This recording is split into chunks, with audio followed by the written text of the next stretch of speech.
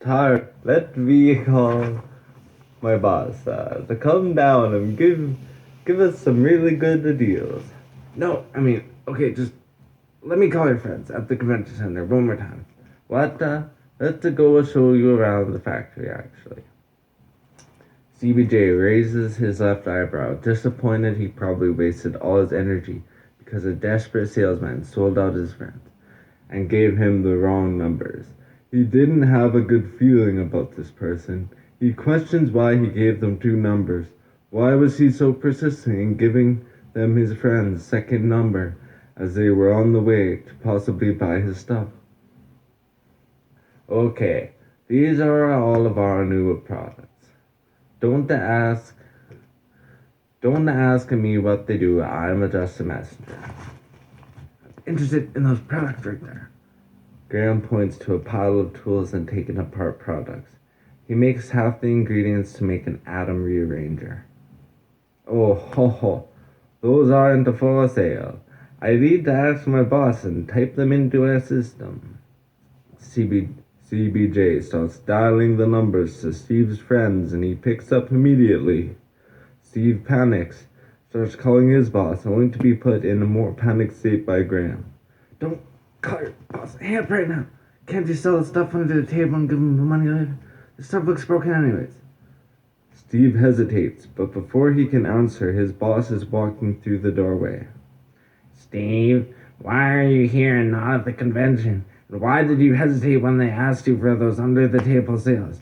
Why are you not questioning the use of those materials? Well, they needed a part, and I thought it would be wrong to stop the science. I don't know. No one was coming to the stands, and I was tired of making no commission. I understand, but you should have known better. Hey, those are people were asking for Glaxon and Drumium too. Should I call the cops? Yes, for goodness sakes, call the cops. CBJ does a slide across the table Graham was eyeing and tossed as much materials as he could to Duke and Francois. Graham then does the same thing to CBJ, and they run out of the building. Wow, we did get a lot of stuff. Pass the phone so I can call Brandon. Francois manages to dial Brandon's number as his hand shakes and he answers right away. Hello, hey, Brandon. Can you come pick us up? We're by the wig shop in the northwest.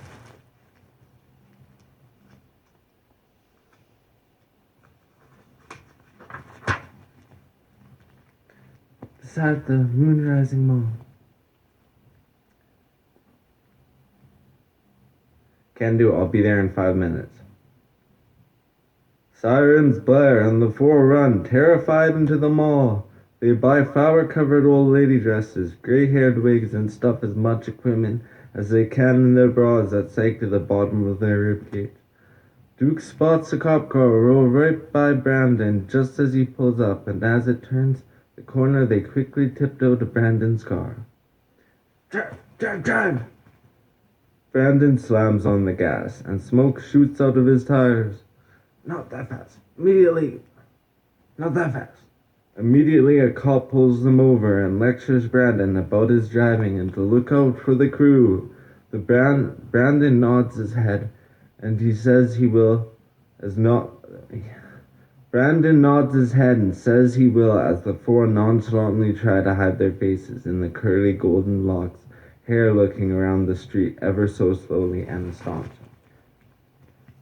He gets let off with a warning, and Brandon starts heading to the convention again. Graham calls Steve's friends and asks if they have any of the pieces he needs to make the atom rearranger. Steve's friend has no idea what he's talking about, but seems to have a device that contains the pieces he needs. Oh, you like quark bomb energy extractor? Great, we'll be there soon. What the hell is a quark bomb energy extractor? How are we going to afford that? You see, all these parts we carried out there, they're worth a lot of money. And do you know how a single atom has enough energy to blow up a town when split? Well, the same is true for quarks. Only quarks are so small, they don't make a noticeable explosion when it's split. So we can collect all that energy and run our cities off it if we want to. Why doesn't everyone do this? Because education costs 6 times what it should. People are always going to use everything they have till it's gone. Even if something like oil that needed trillions of dead corpses to make a small amount of itself over massive amounts of time, one of which makes up thousands of pools we need to use every day, because every instant of joy, a lot of bacteria die, and they all suffer. Hey, sorry to interrupt, but I'm going to need a pretty big tip to, well, not tip you off.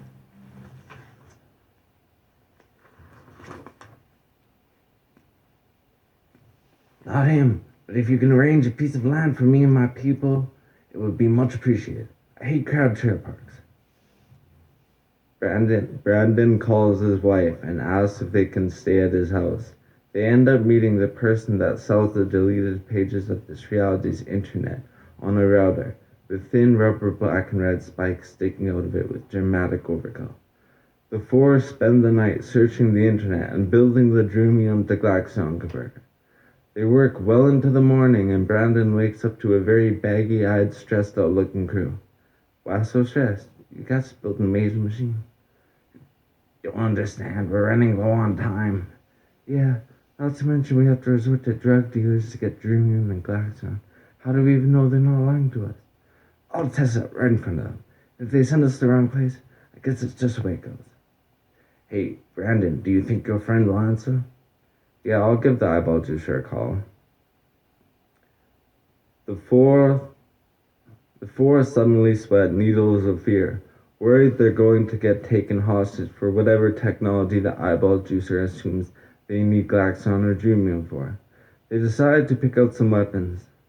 Okay, we need M16s, and I just remembered we need to get a group of people together to record their dreams. Why do you need that? We're studying them.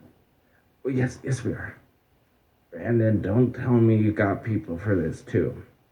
Not entirely, but it wouldn't be hard to organize a group. Well, you need 7 or 8 people? Try 200. You expect me to get that many people? Oh, very good. I can most likely do that. Brandon is on the phone for 20 minutes, and the dream group had moved up to 10 members. Now it is time to meet up with the eyeball juicer. He lives in a pink house with flowers surrounding the whole house. Wow, the eyeball juicer lives in a house I did not expect him to live. Yeah, he's real softy at heart. A big tanned guy with muscles the size of little heads answers the door.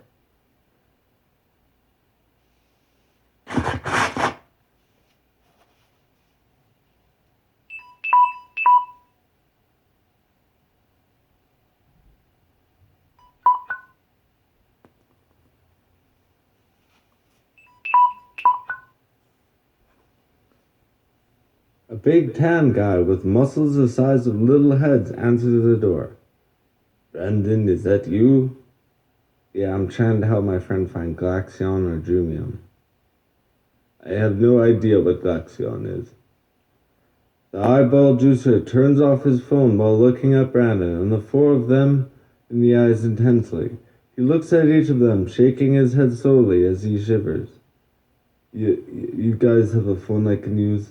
I just need to use the Wi-Fi at my house. No, none of us have a phone that's turned on. Good, because all we need to say is the keyword. Phones are told to pick them up and they can catch drug dealers and just people real fast with it. No, you're all good. All of our phones are off. Cool. Well, let me tell you about what this is going to cost. Droomium will cost you a plane ride for me and you to a tropical area. About $50,000 for 200 grams of it. And I'm going to need to know what you are using it for. I'm also going to have to be present and involved in whatever you are using it for, so I can make sure it's for the good. The four of them looked at each other slowly, and Graham tugged them all to the side. Hey, this might be a good opportunity to find someone's dream we can study. It's not like riding to the police is an option for this guy anyways. We should definitely ask him for some weed or something before going through with this. Good call. Let me handle this, eh? Hey, eyeball juicer, can you get us any weed? I have many things you could buy. Not illegal things, though. I bootleg and try to give people a good price. That's it. Nothing else illegal? Well, since I'm already selling you Dreamium, I'll have you know I sell tigers and lions to people that want their own zoo. Okay, good to know, because we actually need someone like you.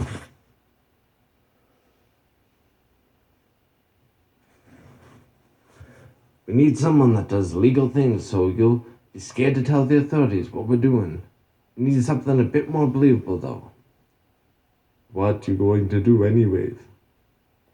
First, we need to know how well you'll be able to rat on. First of all, we need to know how well be able to rat on you if you rat on us. Okay, give me the premise of what you guys are up to, and I'll consider letting you in on what I might be up to. It has to do with entering dreams with your friends. Is that good enough? I have wild dreams. Probably worth telling you then. Okay, I run a small marijuana business. Is that good enough? How much do you pick? 7 to 8 pounds at a time. Okay, well, let you know what we're up to then. We have a machine that connects dreams together. That's why we need Dreamium. Now, can you answer a few questions? What do you dream about? Do you ever dream of burger places like A&W or McDonald's? No. Just this presidency, and everyone goes on and on about this president That's the only recurring thing for my dreams. The Donald Trump presidency everyone's constantly rambling on about? I don't remember his name, unfortunately. He's an orange-colored guy with hair that looks like a golden metal dish scrubber. They do mention his orange complexion a lot. It has to be Donald Trump. Anything else you remember? It's very important. I remember these holidays where people actually let other people's kids come to their house in scary costumes so they can allow their potential home invaders a disguise and some candy for the way out. You don't know Halloween then? Wait, how did you know the name of that thing in my dream? Because Eyeball Juicer. Wait. Eyeball Juicer don't really sound like the right thing to call you by when we're releasing this information to you. What's your real name? John. What would this information be, though? Why don't you tell me this holiday was made recently? John, we're from the dream world. So sorry to interrupt you, but we're trying to save our world through you. We need you to plug us into the machine. Ha! You think I'm going to believe that? I do talk in my sleep, you know. There are explanations to why you would know about my dream world. We don't expect you to believe us, but we do expect you to let us show you what we're talking about. We can send you to the dream world. We can send you to the dream world where we're from.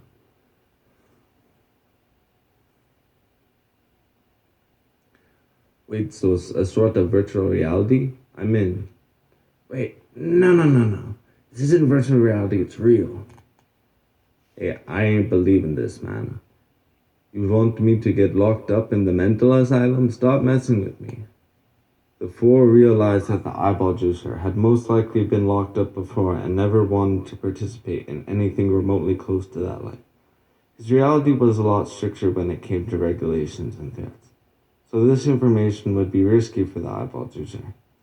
But they had to ensure he wouldn't mess up what he thought was fake, which puzzled the four intrinsically. Fine, maybe you're right. What is real anyways, though? What is green to you might be red to me. Colorblind people actually aren't colorblind. Their brains have false memories. What? Listen, eyeball juicer. We're not going to make you believe something we haven't actually proven ourselves. For all we can theorize, all realities could be simulations we're experiencing in separate boxes, only unifying us by infinite possibilities. The fact we know every being we see is experiencing what we see them to be experiencing in their little corner of the universe. But let me verify that you control the simulation. The only thing is that the more evil you commit, the less you can control the simulation. Look at Hitler give speeches. Did he look like he had control over his body? You need to control the simulation, because if you don't have enough dream merit to wish yourself out of the simulation before you die here or there, you stay dead permanently. So you're telling me I get to live like Harry Potter, but I got to live like him too? You can do whatever you want. Just accomplish some good in this world. Ask yourself, am I causing more overall trouble for myself and others? Doesn't even matter if they really in the wrong. Find a compromise and don't fight with monsters, at least you become a monster. The only thing is we won't be able to accompany you on this as we don't have enough dream merit to say. Why don't y'all go save people from burning buildings or something? We might not be able to. We use the machine too much, and we can't go in it anymore. So that's why we need you to access it with Brandon over here. What? I'm not letting you plug that stuff in my brain. What? What's it going to cost? It's going to cost years of his life when I anonymously send this photo of him harboring felons and being their getaway car. We are not going to do that, Brandon. Don't listen to him. I'll do it alone.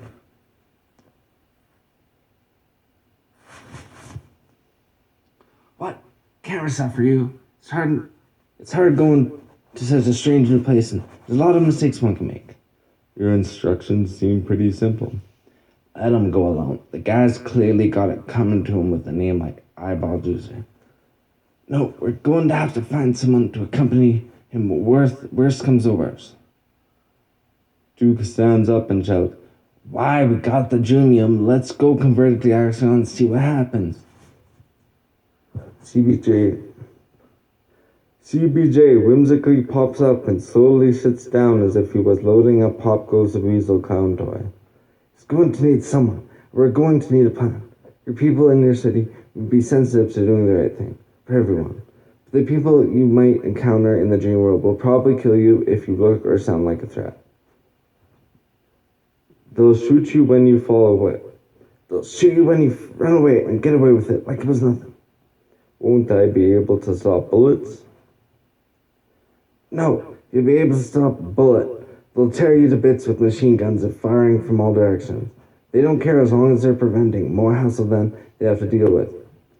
So what am I going to do there? Well, chances are you won't actually be able to stop a bullet. It'll be a mental thing. And you're going to have to get on TV or in the music industry. That's always been my dream. You guys think I can do it? I've had a really messed up life. I practice acting, music, and writing a lot. And I believe in myself. But is this simulation going to be the same as this reality? Yeah, it will. Do you know what, John? You seem like the perfect candidate. They don't want someone in perfect condition. They want someone scared. I don't know what your comedy is like, but try and point out all the small courtesies people don't do sometimes. The desperate ways you have to react to unnecessary evil stuff people have done. That sort of thing. I've always wanted to get into comedy. Do it. Here's a chance. We can write down jokes for you to tell. Just don't kill yourself out there, or at least do some good. You seem pretty happy about all this. I've never had friends that stuck around, or been the center of attention, so yeah, I'm ecstatic. Are you sure they're going to love me? I'm absolutely positive. Let's go test out our machine first, okay?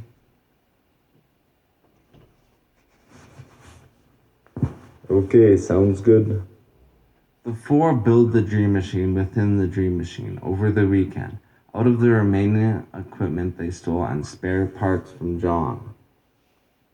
They traveled 5 hours to pick up the Drumium, and the machine was ready to go.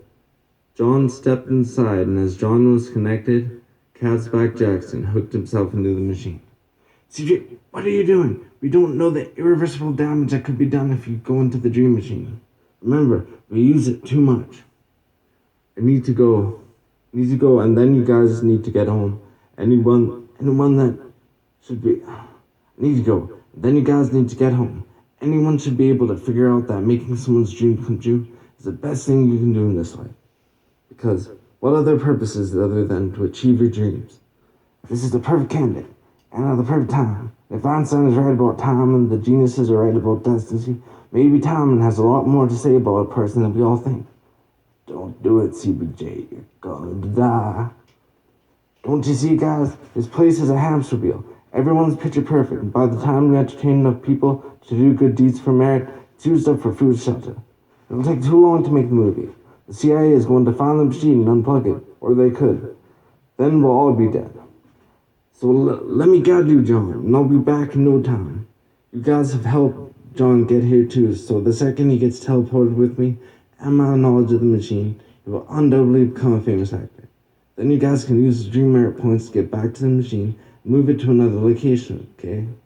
Trust me, I know how this machine works. I'll make it happen. But Graham, he's right. You guys could die if the CIA find the machine.